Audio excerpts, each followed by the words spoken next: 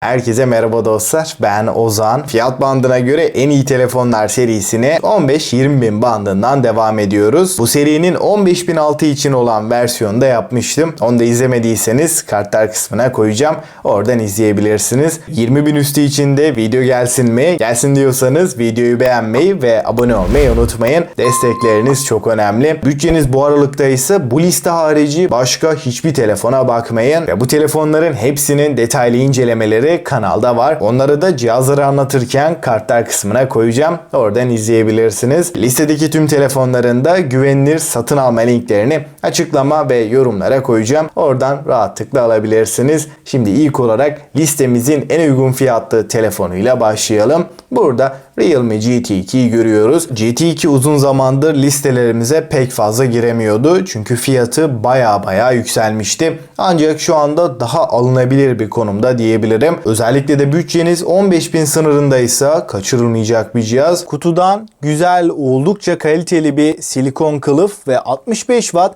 hızlı şarj adaptörüyle birlikte geliyor. Ekrana baktığımızda 6.62 inç AMOLED, Full HD Plus ve 120 Hz tazeleme HDR10 Plus destekli 5 milyona bir kontrast oranıyla bu fiyat bandındaki S20 FE A54 hatta fiyatının üstünde olan pek çok telefondan da çok daha iyi bir görsel deneyime sahip. Telefonu elinize aldığınızda ekranın farklı olduğunu kesinlikle hissediyoruz. Donanım kısmında Realme GT2'de Snapdragon 888'e yer verilmiş. Nispeten eski bir Yonga seti olsa da performans olarak hala sınırları zorlayabiliyor. 8 GB RAM, UFS 3.1 depolama biçimiyle fiyatının en hızlı, en tepkisel cihazıyla karşı karşıyayız. Listenin ikinci sırasında da S21 FE'yi görüyoruz. S21 FE'nin de en önemli artısı kamerası diyebilirim. Bu fiyat bandında kamerada en güçlü cihaz. Galaxy S21 FE'nin detaylı bir incelemesini de yapmıştık. Onu da kartlar kısmına koyacağım. Mutlaka izlemenizi öneririm. Gayet şık bir tasarımın önümüze çıktığını da söylemem gerekiyor.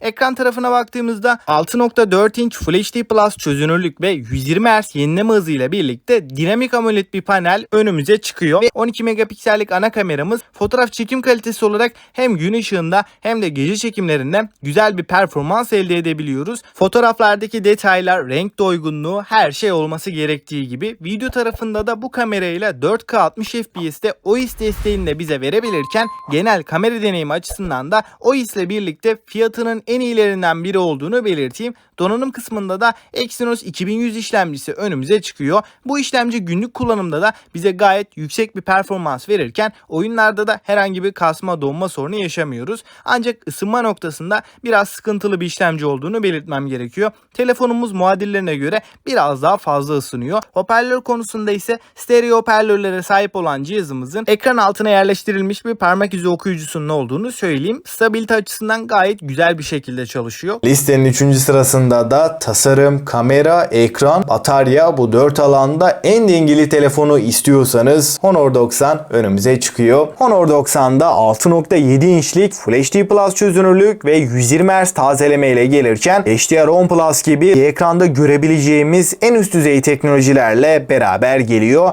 Ekranın vermiş olduğu deneyim, kontrast, renk doygunluğu, genel kalite gerçekten muazzam bir seviyede. Bu fiyat bandındaki rakipleriyle kıyasladığım zaman da Honor 90'ın en tepelerde olduğunu rahatlıkla söyleyebilirim. Açıkçası ekran ve tasarım yönünde hiç orta segment bir telefon gibi hissettirmiyor. 10 bit renk derinliği de bu ekranın en önemli avantajlarından. Snapdragon 7 Gen 1 bizlerle beraber. Burada 12 GB RAM ve 256 GB depolama alanında bu sisteme eşlik ediyor ve baktığımızda 4 nanometrelik 7 Gen 1 oldukça performanslı ve verimlilik anlamında da bu fiyat bandındaki en iyi işlemci diyebilirim. Kamera tarafında da ana kamerada oldukça büyük bir sensörle beraberiz. Burada 200 megapiksel ve f1.9 diyafram açıklığını görürken maalesef OIS desteğini göremiyoruz. Ancak burada kamera olarak beni fazlasıyla şaşırttığını söylemem gerekiyor. İkinci kamera 12 megapiksel ultra geniş açı ve 3. kamera olarak da makro kamerayı görebiliyoruz. 4K 30 FPS'te Ace ile beraber güzel sonuçlar ortaya çıkartıyor. Titreşimleri engelleme ve genel video kalitesi anlamında Honor 90 beni şaşırttı. Gerçekten video kalitesi de bir o kadar başarılı bir telefon diyebilirim. Ön tarafta da 50 megapiksellik ana kameramız 4K 30 FPS çekimler yapabiliyor. 5000 mAh batarya ve 66 Watt hızlı şarj desteğiyle beraber geliyor. 66 Watt'lık adaptörün kutudan çıktığını da söyleyeyim. Yazılım tarafında da Android 13 MagicOS 7.1 ile geliyor ve 3 yıl boyunca güncellemeleri almaya da devam edecek. Yazılım tarafında iOS'e çok yakın bir deneyimle karşılaşıyoruz. Listenin son sırasında performans tarafında oyun anlamında iyi bir cihaz istiyorsanız, bunun dışında günlük kullanımda da çok seri, tepkisel bir cihaz olan Poco F5'i görüyoruz. Poco F5 oldukça şık bir tasarımla birlikte geliyor. Poco F5 alıştığımız sade, şık, silikon, güzel bir kılıf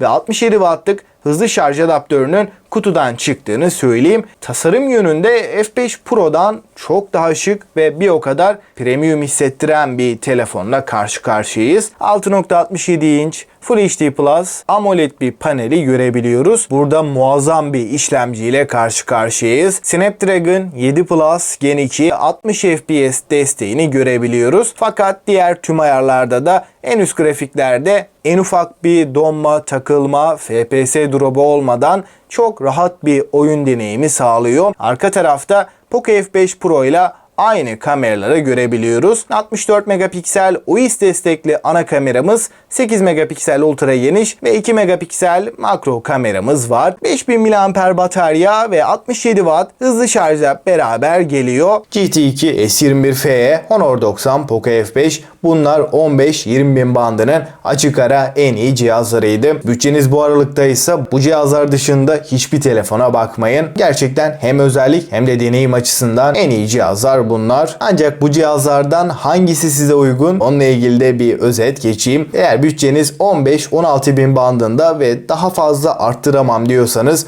hem performans hem kamera hem de tasarım anlamında en iyi cihaz Realme GT2. Gerçekten güzel bir telefon. Burada S21 FE'den daha iyi bir performans alıyoruz. Bunun dışında kamera olarak da Poco F5'in önünde olduğunu söyleyeyim. Hatta video konusunda S21 FE ile de yarışabilecek bir cihaz. Ama telefonu alayım, içerik üreteyim veya çok fazla fotoğraf, video çekiyorum. Bu noktada en uygun fiyatta en iyi cihazı istiyorsanız S21 FE bu fiyat bandındaki tek seçenek. Eğer performans birinci önceliğinizse, burada arka planda çok fazla uygulama kullanıyorsanız, 3-4 uygulamayı aynı anda açıyorsanız, oyun tarafında da 90 FPS verip çok fazla ısınmayan bir telefon istiyorsanız Poco F5 kaçırılmayacak bir cihaz. Tasarım anlamında biraz daha üst segment bir cihaz ve telefonu zorladığımda da ısınmasın dediğinizde Honor 90 gayet mantıklı diyebilirim. Kamera tarafında da F5'ten başarılı. 15.000 ile 20.000 bandında sadece 4 telefondan bahsettik. Çünkü bu fiyat bandında fiyatını en çok hak eden telefonlar bunlar. Peki sizce hangisi alınır? Görüşlerinizi mutlaka bekliyorum. Bu serinin devamı gelsin mi? Gelsin diyorsanız videoyu beğenmeyi ve abone olmayı unutmayın.